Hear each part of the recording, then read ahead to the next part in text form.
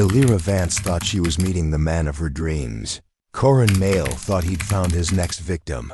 Their first date was supposed to be the beginning of something beautiful, but it ended in a discovery so dark, it shocked even the most seasoned investigators. Behind Koren's charming smile was a chilling secret. And by the time anyone uncovered the truth, Elira had vanished without a trace. What started as a night out became a nationwide manhunt. This is the terrifying true crime story of a predator hiding behind a perfect profile and the first date that ended in tragedy. Elira Vance had always been someone who preferred the comfort of solitude. A freelance photographer with a talent for capturing quiet moments, she spent most of her time behind the lens rather than in front of people. Her circle was small, her routines predictable, and her world largely untouched by risk.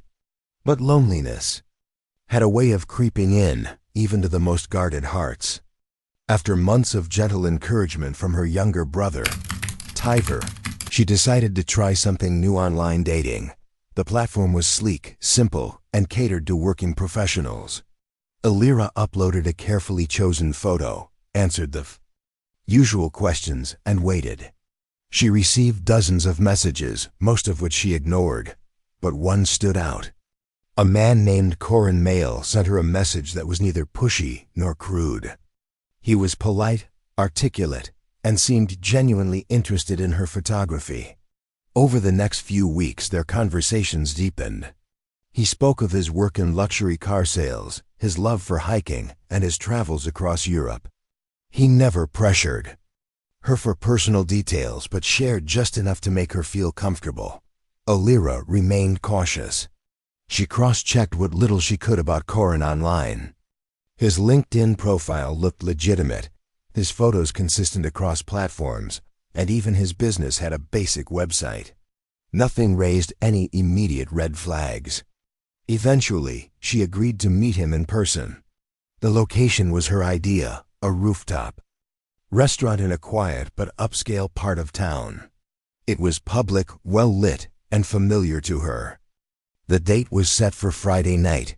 That evening, she wore a simple navy dress and carried her phone with location tracking enabled. She messaged Tiver as she left her apartment, telling him where she was going and who she was meeting. She even shared a screenshot of Koren's profile. Tiver replied with a thumbs up and a teasing comment about finally stepping out of her comfort zone. That would be the last message she ever sent. The dinner itself appeared normal to anyone watching from the outside. Surveillance footage later showed the couple arriving separately and greeting each other with a hug. They were seated by the window, ordered wine and pasta, and talked for over an hour. Nothing seemed tense or alarming. Elira looked engaged, even smiling. After dinner, they left together. Cameras caught them walking down the sidewalk, Kareem gently guiding her by the elbow toward a nearby black SUV.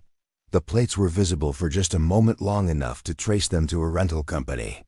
The name on the agreement was fake. What happened after they drove off was a mystery. Elira never made it home. Her phone last pinged near a wooded area on the city's outskirts before going dark. The next morning, Tiver called her repeatedly, growing increasingly worried. When she didn't answer by noon, he drove to her apartment. Her car was still there, untouched. The bed was made, and nothing was out of place. It was as if she had simply vanished into thin air. Panicking, Tiver contacted the police. At first, they treated it as a routine missing persons case. After all, Elira was an adult and had voluntarily gone on a date. But once Tiver provided the screenshots and the restaurant confirmed her presence the night before, the case was assigned to missing persons. Detective Elira Vance was brought in by day 3. When it was clear that something was seriously wrong, the initial leads were weak. The rental SUV had been dropped off with no fingerprints. Koren Mael's phone number was untraceable, and his social media accounts were suddenly deleted. It was as if he had never existed. But the surveillance footage, combined with the last known GPS signal from Elira's phone, painted a disturbing picture. A woman who had taken every precaution had still walked into something dark. Something deliberate. As Elira's family and friends distributed flyers and pleaded for help on social media, one chilling fact hung over everyone. This wasn't just a missing persons case anymore. It was beginning to look like the beginning of something far more sinister. The footage from the rooftop restaurant became the first major piece of evidence in Elira Vance's disappearance. Detective Elira Vance, now leading the investigation, studied every frame meticulously. From the moment Elira arrived to the second she stepped into the black SUV with Koren Mael, nothing looked suspicious. No sign of distress, no argument, no attempt to break away. It was all smooth, ordinary, a first date like any other. But that was exactly what troubled Elira the most. Everything seemed too perfect, too planned. The restaurant's valet had no memory of the SUV being parked by their staff, which meant Koren must have parked it himself. Security footage from nearby buildings showed them walking to the vehicle, but the moment they drove out of frame, the trail went cold. The SUV was registered to a fake name and paid for using a prepaid credit card, likely bought with cash. There was no GPS tracking on the vehicle. A methodical move by someone who didn't want to be found. 2 days later, the SUV was located in an industrial parking lot near a closed-down textile mill on the edge of the city. It had been wiped clean, no prints, no personal items, no trace of Elira. But luminol testing inside the trunk revealed something chilling. Blood splatter, invisible to the naked eye, lit up under the chemical spray. DNA testing confirmed the blood belonged to Elira. It wasn't a lot, but it was enough to prove she had been injured, or worse. Tyver, devastated but determined, cooperated fully with the police. He provided emails, text messages, and screenshots from Elira's chats with Koren. The man had never shared personal contact information. No home address, no family details, no work location, only vague mentions of a car dealership and travels abroad. Detective Vance assigned a tech team to dig into the online dating platform. The account Koren Mael had been created just 7 weeks earlier. The profile photo was traced to a stock image website. The man Elira met had used a fake photo for his online presence. That discovery changed everything. Now it wasn't just about finding Elira, it was about identifying who this man really was. The team ran facial recognition on the restaurant footage and compared it against national databases. No match. Not in the DMV, not in arrest records, not in passport files. It was as if this man didn't officially exist. Then came the breakthrough. A local gas station less than 2 miles from where the SUV was found had security footage showing the same man buying gas the night of Elira's disappearance. He was wearing a dark hoodie, gloves, and a surgical mask, but briefly, he lowered the mask while talking to the cashier. That partial image was enough to get a hit. A juvenile offender from out of state, now an adult, named kaleRymont. The records were sealed, but Vance gained access through court order. The file revealed a troubled past, manipulation, petty fraud, and suspected involvement in the disappearance of another woman years ago. Though charges were never filed, everything pointed to kaleRymont living under a new identity, Koren Mael. His last known location was linked to a temporary apartment rented under yet another false name. The landlord hadn't seen him in weeks. Inside the apartment, police found a clean space, staged to look lived in, but almost clinical in its emptiness. No personal effects, no clothes, no food, just a foldable bed, an empty fridge, and a trash bin containing a burned phone. The case was evolving rapidly. Detective Vance now believed Kale had been planning something for months, possibly even targeting women through multiple platforms. But why Elira? She didn't fit the profile of someone easily manipulated. She had been cautious, even guarded.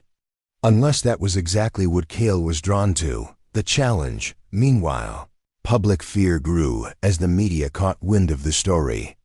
A beautiful, quiet woman goes on one date and disappears without a trace. The headlines were relentless. But underneath the shock and tragedy, one question haunted everyone involved. How many others were there before Elira? And how many more would there be if he wasn't found soon? Detective Kest knew this was no longer a standard missing persons case. They were dealing with a man who knew how to vanish, and possibly how to make others vanish too. The deeper Detective Lenora Kest and her team investigated, the more disturbing the truth about Koren Mael, or rather, kaleRymont, began to emerge.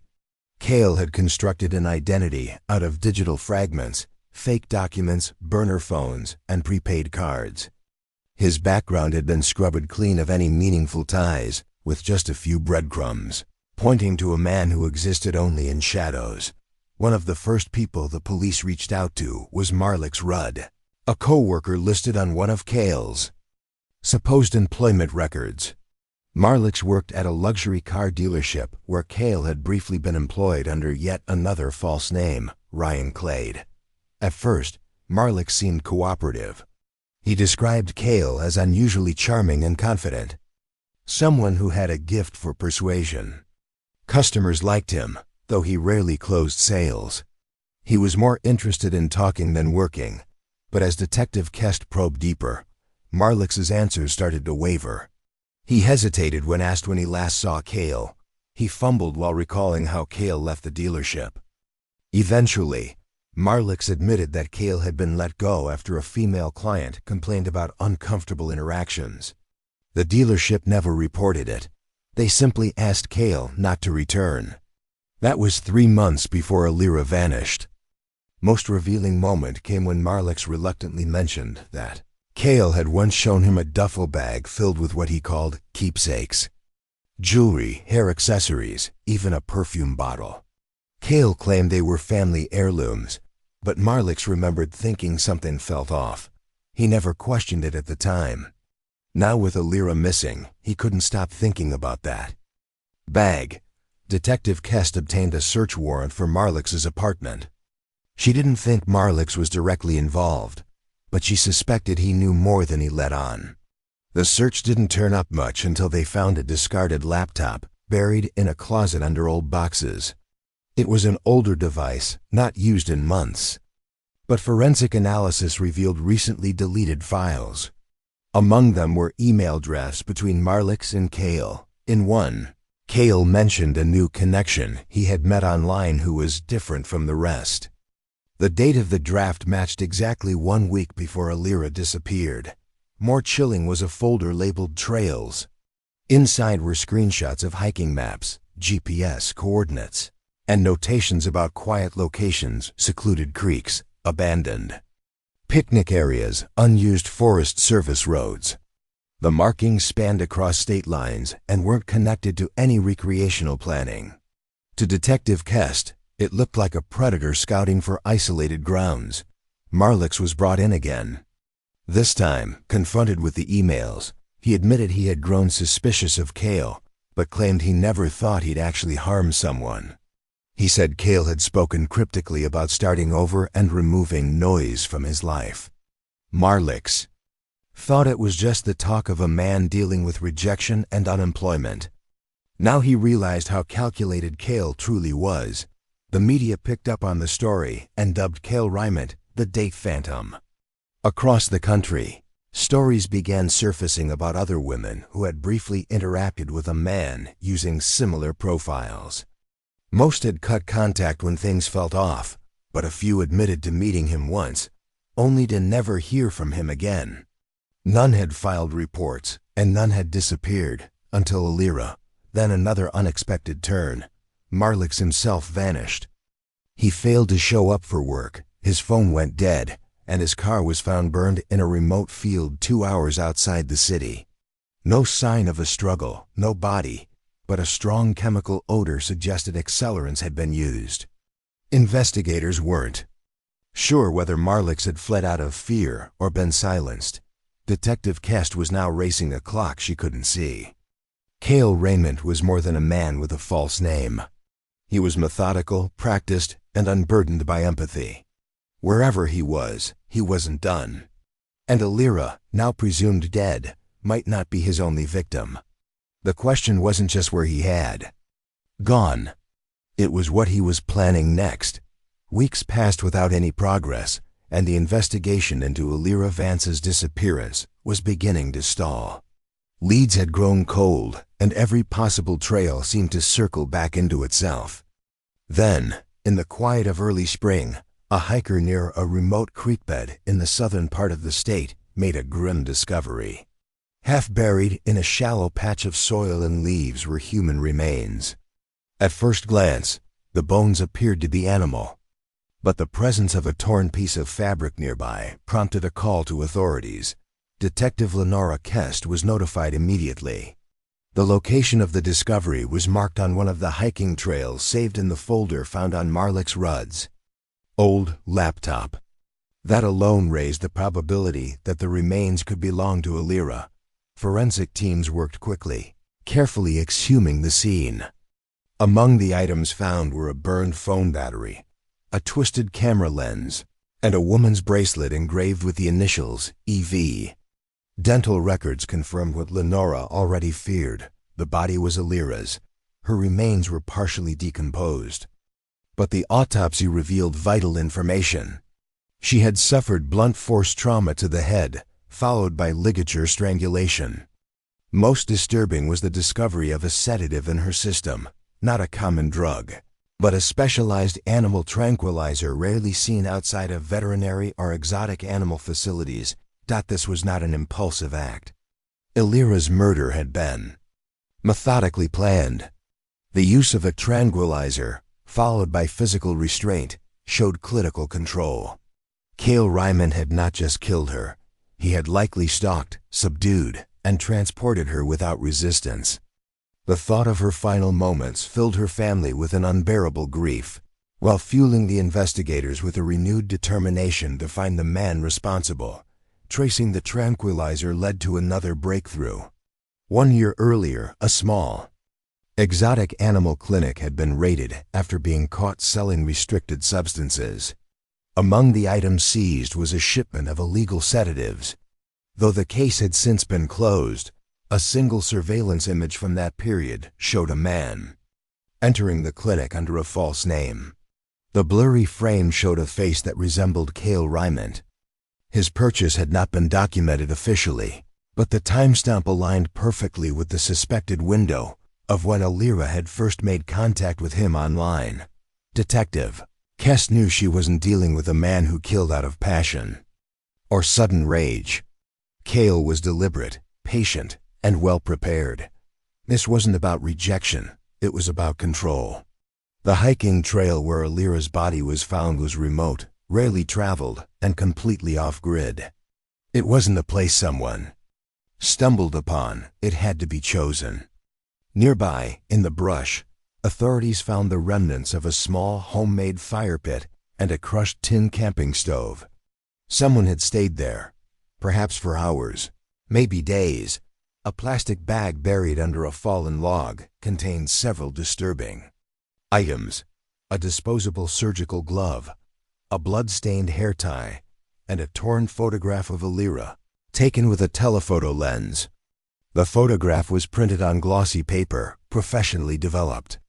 It meant Kale had been watching her long before the date even happened. The discovery reignited the media frenzy. Elira's story was now national news. Women across the country began sharing experiences of strange men who had used fake names, familiar pictures, eerily similar behavior.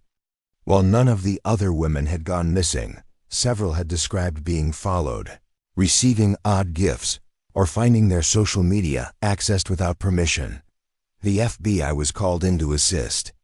A pattern was forming, not just of isolated crimes, but a campaign of calculated stalking, grooming, and ultimate disappearance. Elira was the first confirmed murder, but it was clear she wasn't the first target. Detective Vance knew they were getting closer. Every new detail peeled away another layer of the man behind the mask. But time was slipping. kaleRymont had proven he could vanish. The only question now was whether someone else had already unknowingly walked into his carefully laid trap. 2 months after Elira Vance's body was discovered, the case had reached a fever pitch. National news networks ran daily updates, podcasts dedicated episodes to the manhunt, and online communities hunted for clues about kaleRymont's whereabouts. The profile of the killer had become clear: intelligent, manipulative, and meticulous. But despite all the attention, he was still out there, one step ahead. Then came the first real break. A gas station clerk in a small town near the Arizona border made a routine call to the tip line. He reported a customer who had come in multiple times over the last few weeks, always at night, always alone, wearing a baseball cap and sunglasses. He paid in cash and used gloves even when touching the counter. The man had asked about local hiking areas and whether there were quiet campsites with no rangers. The description was vague, but the surveillance footage was enough to raise red flags. Detective Lenora Kest flew out the same day with a team. The man on the footage matched kaleRymont's build and mannerisms, right down to the subtle scar on his neck, partially visible under his collar. A small, outdated sedan was seen in the background. Its plates had been removed, and the VIN had been filed down. But a faint registration sticker on the windshield matched a car reported stolen 3 states away. The net was tightening. Kale had likely been living in the woods nearby, but with such careful habits, locating his exact location was difficult. For days, the team combed through miles of forest. Then, in a dry gulch near a trail system closed for the season, they found a makeshift camp. It was built low, hidden by brush, with signs of long-term use. Inside, they discovered camping gear, notebooks, burner phones, plastic storage bins filled with clothing, and multiple maps with trails marked in red ink. Most disturbing was the journal, in pages filled with neat, obsessively organized handwriting. Kale had documented his thoughts, plans, and personal philosophies. There were pages dedicated to each woman he had targeted, some successfully, others he had walked away from. Elira Vance's name appeared multiple times. His entries about her described how she had challenged him intellectually, how he had admired her caution, and how necessary it became to make her part of the project. Detective Kest read each line with growing horror. Kale referred to his killings as removals, describing victims as static in a world that needed cleansing. He saw himself as a kind of corrective force, ridding society of women he believed were emotionally cluttered.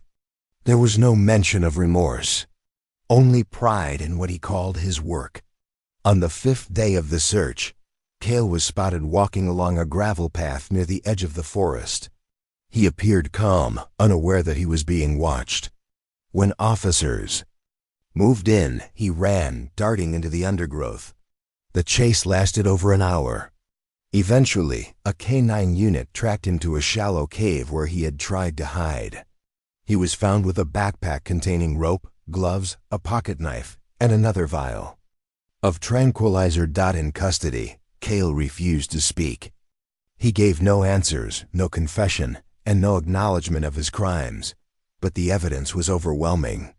The journal alone tied him to Elira, and at least 2 other disappearances now being reclassified as homicides.